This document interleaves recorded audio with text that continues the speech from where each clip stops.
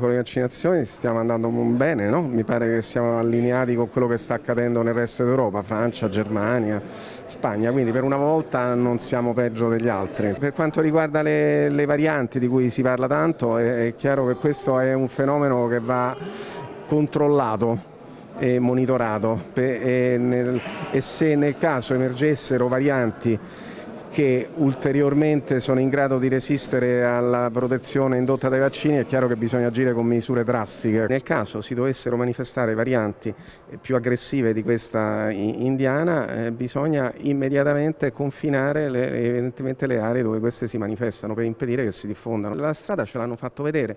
Guardi, questo sta succedendo a Sydney, dove 40 casi hanno bloccato mezza città.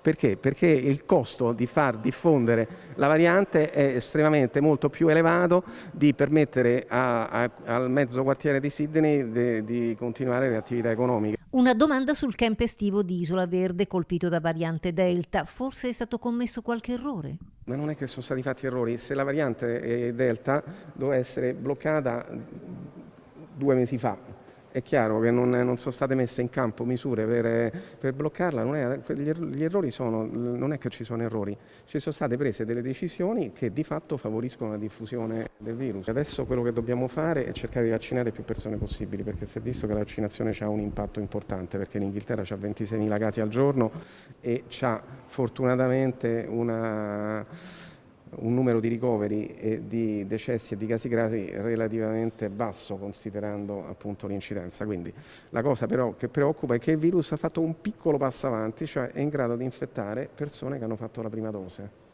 E quindi sicuramente permettere la circolazione di questa variante di fatto gli diamo una possibilità per fare un ulteriore passo avanti, che è quella poi di essere totalmente resistenti ai vaccini. Quindi noi fortunatamente in Italia siamo in una situazione ancora di bassi livelli di trasmissione, sicuramente anche elevata dovuta al clima. In Inghilterra ci stanno in media 20 gradi di meno che in Italia, insomma, quindi sicuramente questo pure favorisce, però ecco, non è che dobbiamo pensare, come ha detto d'altronde Draghi, che è tutto finito. Non è tutto finito.